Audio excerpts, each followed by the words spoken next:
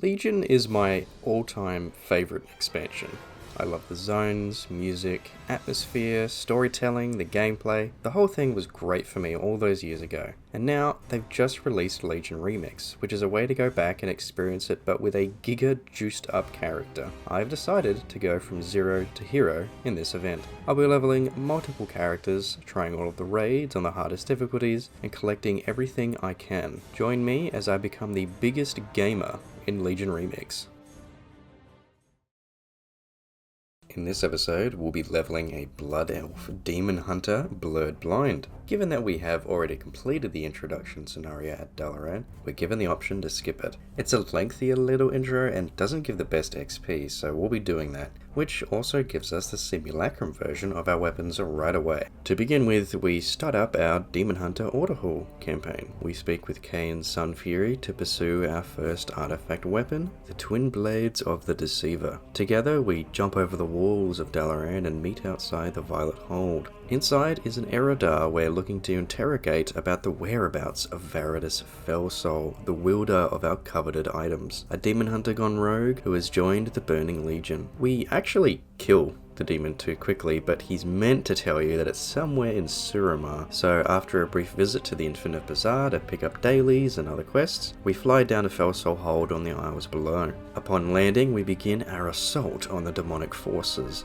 absorbing their souls and destroying wards in order to get to our target, Varidus. He shows us the infinite power of the Twin Blades by creating a rock. We cross the rock bridge and promptly kick his ass. He even drops his weapons and retreats to Argus. The Twin Blades of the Deceiver are now ours. Returning to Dalaran with our fellow Ilidari, we glide down to this small floating island. Here we murk some captive demons and open a portal to the Fellhammer. This is actually a Legion ship that the demon hunters took control of from a Legion world during the regular starting zone.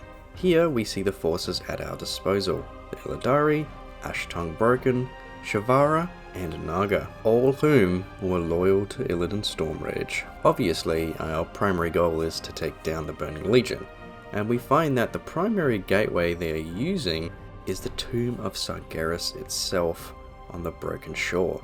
Yet we simply don't have the resources available yet to tackle that problem, so the Broken Isles and the Legion forces there are our first concern. We have some things to do for our Autohaul campaign as well.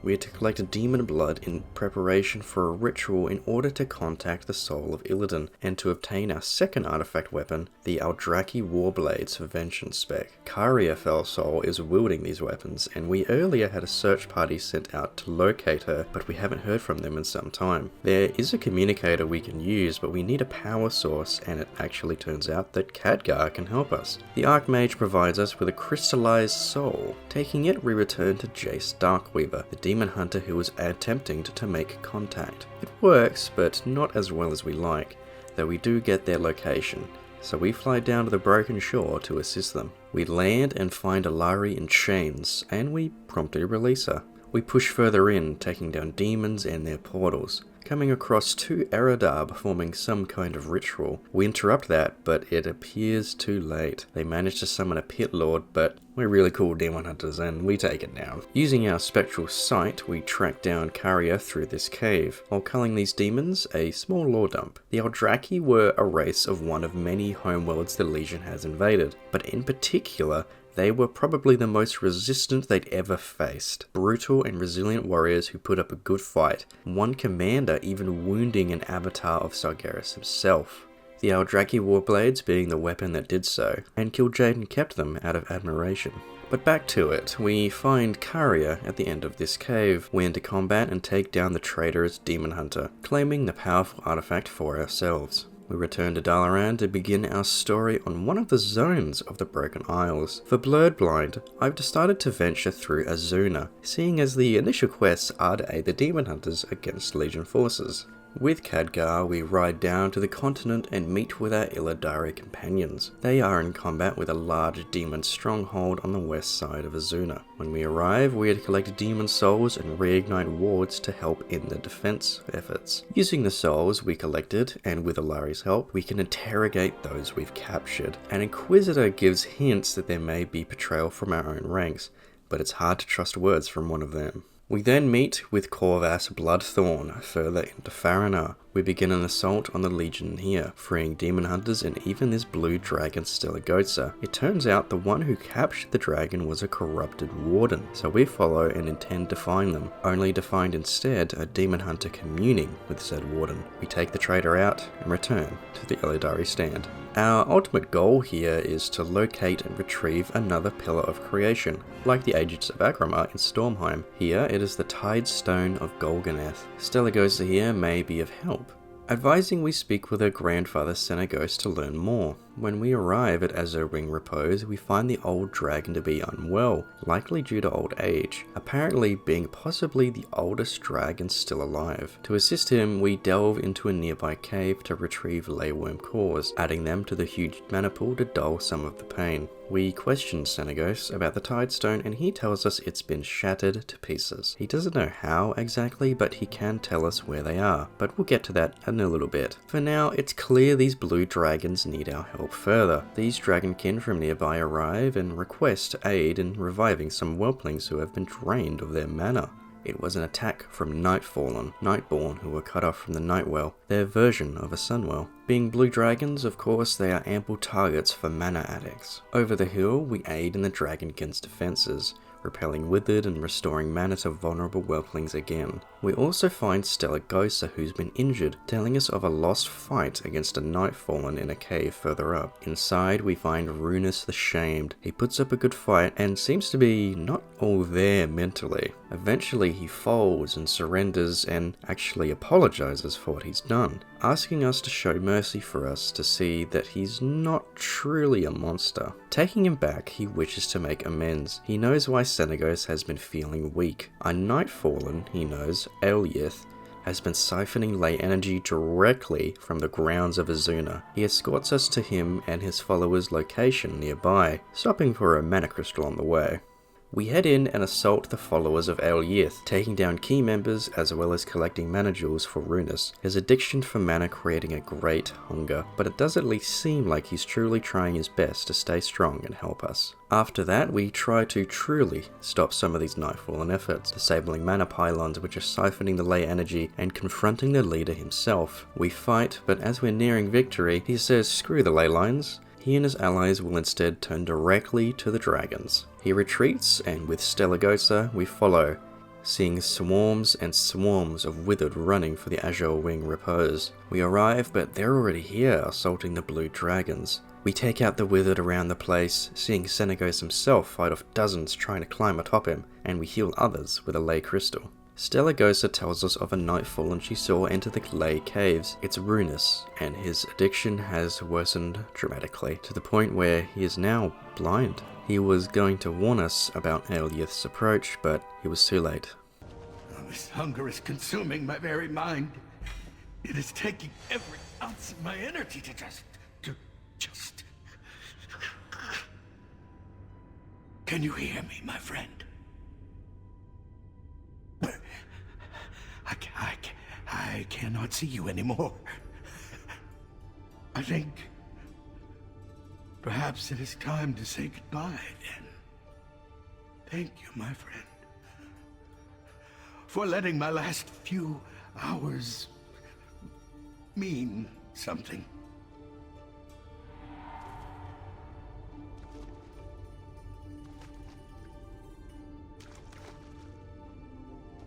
Outside, the Nightfallen leader has arrived, riding a massive construct.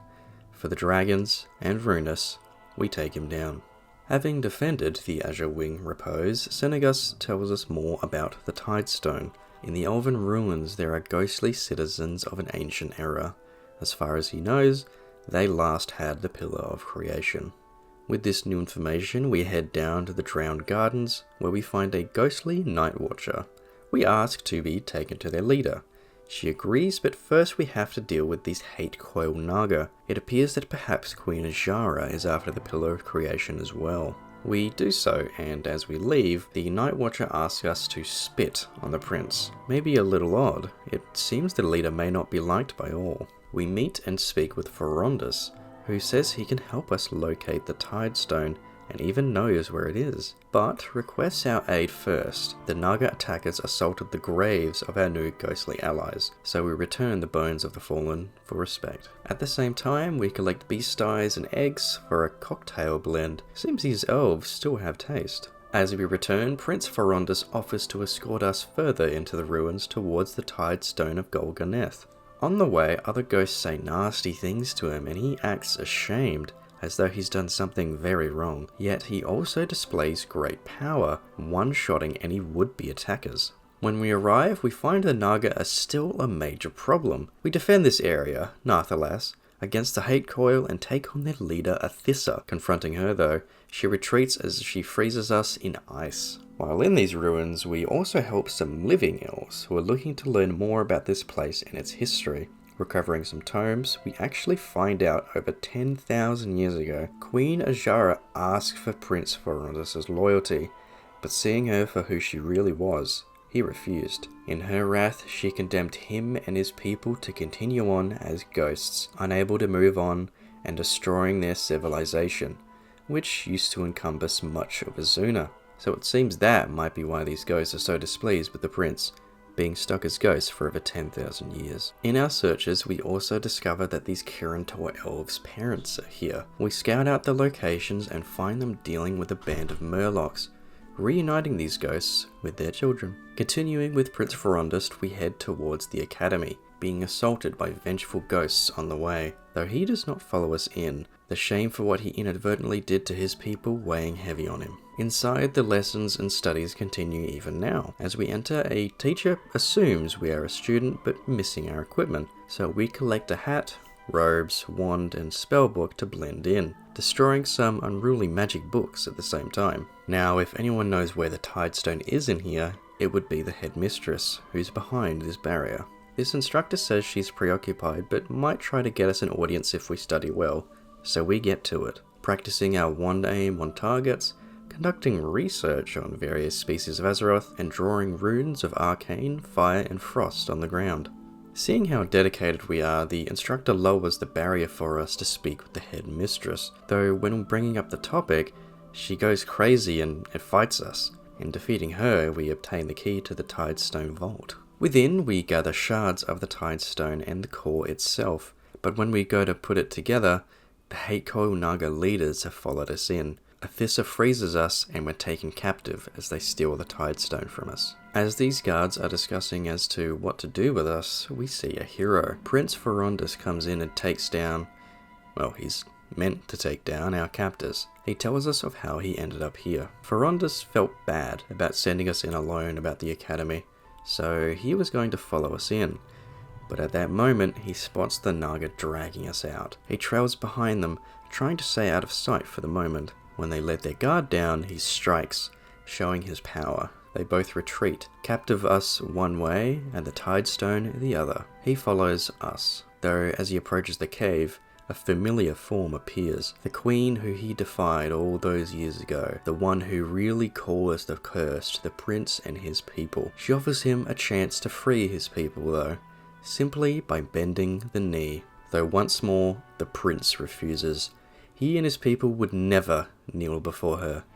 Displaying his defiance once more. Whoa! Okay, he's not actually meant to kill her here. That's remix scaling being funky. But yeah, he comes in the cave and saves us. With our freedom, we head into the Hate Coil war camp to finally take care of Azshara once and for all. The ghostly Night Watchers even coming to help. They saw the courage of Prince Ferondus, standing against one of the most powerful mages in Azeroth's history, and that's to be admired. So it's nice that that had a happy ending. But Azuna isn't over yet.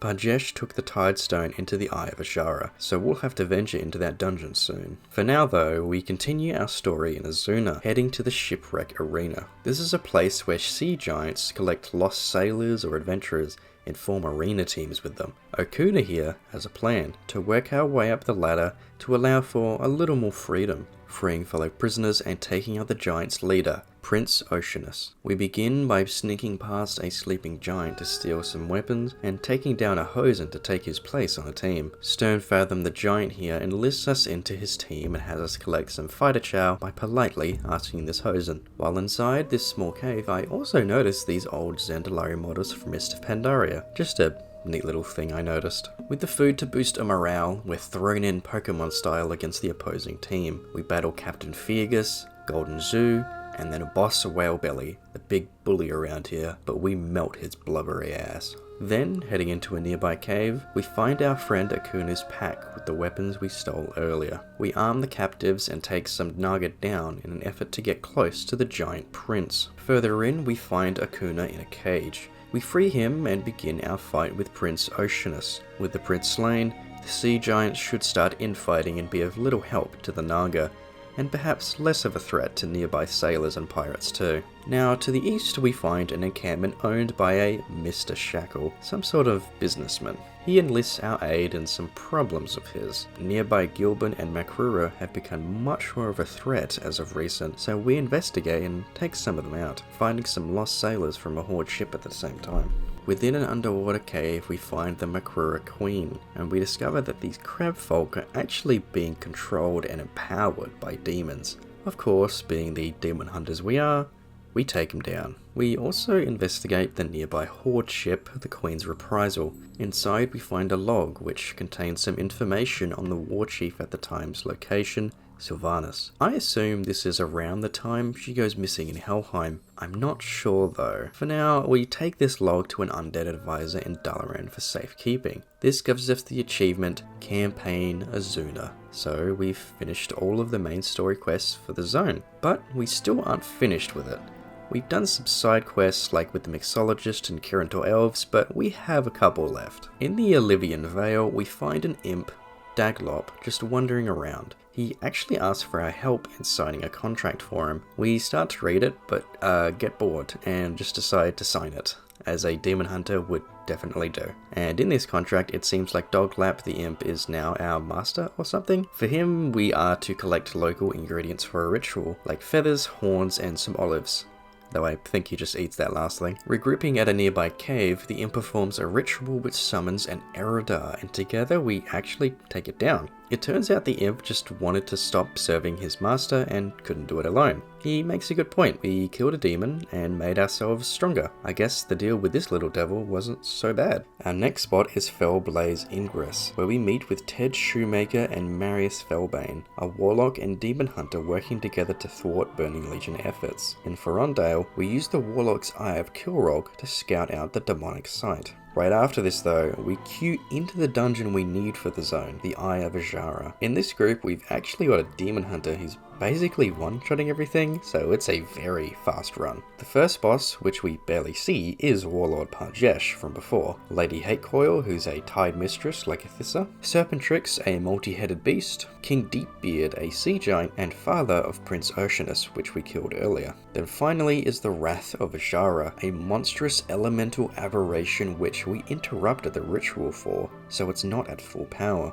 Once we take it down, we're able to recover the Tide Stone of Golganneth, and it's been made whole again. I guess we can thank the Naga for the help in that way. Back to Azuna questing though, we continue the assault on this Legion camp. We sabotage the portal, kill demons, and slay this Eridar who looks really cool. Kinda makes me want to play a Draenei. We'll see though. Our final side quest to complete in Azuna is in the Shalian Vineyards. These ghostly elves still practice their winemaking. We go around the vineyard slaying evil ghosts and collecting the pages for a special recipe one elf is trying to replicate to impress the head winemaker. When we complete this, we earn the achievement Sojourner of Azuna, awarding us with another infinite knowledge, increasing potential power for all of my characters. When I leveled, the new patch for Legion Remix had just come out, which has a new raid coming with it, the Nighthold. A raid that I loved back in the day. I've decided to queue into the LFR version on my Demon Hunter to just show it off a little bit, but I'll do so again on my warrior in the future. The Nighthold is in the center of Sirima City, serving as a base of operations for the Nightborn and their new demonic allies. We begin underneath the city though, with the first boss being Scorpiron, a massive lane-fused scorpion we have to fight through. The second boss is the Chronomatic Anomaly, a sort of time elemental with its mechanics revolving around time. The third boss is Trilliax, an old broken construct with a hyperfixation on cleanliness. We then move into the courtyards where we find Captain of the Guard, Spellblade Oluriel, a master of martial and arcane arts. We have the Star Augur, Atreus, who unfortunately we were locked out from, but also the High Botanist Telan in the gardens, a Nightborn who infused themselves with flower power or something. During the fight though, if you notice the time, it actually kicked the whole raid because of the daily reset. Kinda lame, but we'll be back in there at some point. But I can continue with the other bosses of the Nighthold. We have Tichondrius the Dreadlord, again I was locked out for him, Croesus, an unbelievably massive Eridar who slowly destroys the bridge you're standing on, and then finally Grand Magistrix Elisande herself, the leader of the Nightborn with time magic. But that's not the final boss. At the top of the Night Spire stands Gul'dan. This was a really cool fight. You fight demons and have this extra action button for extra haste. He empowers himself and casts fell magic with mechanics to threaten pushing you off the edge at times. A really fun fight back in the day with a cool cutscene where Illidan's soul reunites with his body to once again destroy Gul'dan. After checking out the Nighthold raid, it's time to get back on track with our Demon Hunter Order Hall campaign. I head down to Azuna to farm the last of the fell blood we need. I don't know for sure why, but I struggled really hard fighting these demons, even as vengeance spec. I even went to a different area to see if that was the problem, but I was still getting kinda smoked. Though once I hit my next level of 70, I unlocked my hero talents and that seemed to mostly fix the problem. So maybe it was some sort of weird scaling at level 69. But with our fell blood collected, we return to the fell hammer, and we can begin the ritual to commune with Illidan's spirit in the twisting nether. Yeah, I know we literally just saw him in the Nighthold, but this is meant to happen before that patch came out, story-wise. Regardless, he tells us of how Akama held many invasion plans against the Legion from the Black Temple days, so we should seek assistance from him. At the same time, he actually gives us control the Ilidari. In Dalaran, Archmage Landerlock is happy to help us. We need a certain spell for a teleportation to go right, and he has the book. But as he gives it to us, a sneaky imp runs off with it. We chase it through Dalaran using our Demon Hunt abilities such as our wings and spectral sight to track it down, and we take the book back. Returning to the Fellhammer, the Matron Mother teleports us and some Ilidari to the Black Temple to convince Akama to join us, by any means necessary. Even with our talk first approach, Akama acts quickly and begins combat. It's a tough fight, with lightning swirlies to avoid and he himself hits pretty hard, but we manage to overpower him and move forward with our contingency plan. Ilidari rips the shade of Akama right out of him, like it was in the Burning Crusade. It's not the nicest thing of course, but the Illidari's goal is to stop the Burning Legion any means necessary. As we return, we are met with a message from our nemeses, Varadis and Karia Fellsoul. They offer a place in the Burning Legion for any that want it, and destruction for any who don't. But we aren't so easily swayed as they are, and remain resolute. In fact, we determine our next mission is to take the fight to the Burning Legion forces with the Fellsouls, though in order to travel to their world, we need the Sargerite Keystone, a fell-infused Titan relic which acts sort of as a skeleton key for traveling to different worlds. We need to find it, but the Wardens are the last ones who had it. Obviously, we don't have the best relationship with the Wardens, so we gain some favour with them by eliminating key threats across the Broken Shore. Hearth the Grim Dotir in Suramar, the Devouring Darkness in High Mountain, and Therisia in Val'shara. We return to the Fellhammer and Balath has told us of a warden in Stormheim who may be able to assist in locating the Keystone.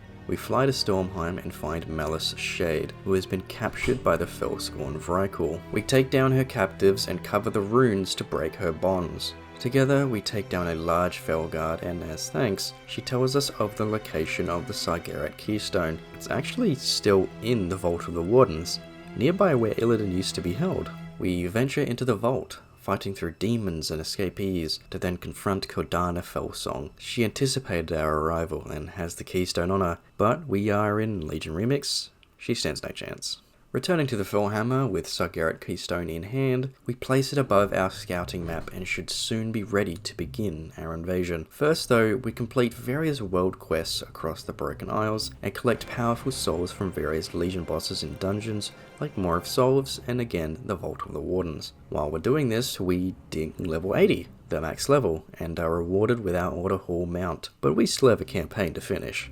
At this point, the Fellhammer is almost ready for travel, but we need some engine work. By infiltrating some Burning Legion bases, such as Faranar and Azuna, and Fellsoul Hold and Suramar, we can steal the parts we need to finally get our ship up and running. We activate the control terminal and jump to Azshara, the Legion world where Kyria and Farah's Fellsoul are. From the skies, we bombard the demonic forces below. Kane's Sun Fury gives us a speech, and we glide down to the rendezvous point below. We fight through more demons and close portals on our way. We come to a fell barrier, but the Shade of Karma lines up the Fellhammer and obliterates it before us. Inside, we find the traitor demon hunters and initiate combat. We even have Kil'jaeden making an appearance as audience. It's a long fight, but we take them down, with the Deceiver promising us destruction and ruin. We teleport out of there back to the Fellhammer, jumping again back to Mardum, our home base. With that, we stand ready for another speech by our GOAT, Kane's Sun Fury. For our efforts against the Legion, Kil'jaeden and the Fellsouls, we are awarded with the highest honor for our Demon Hunter,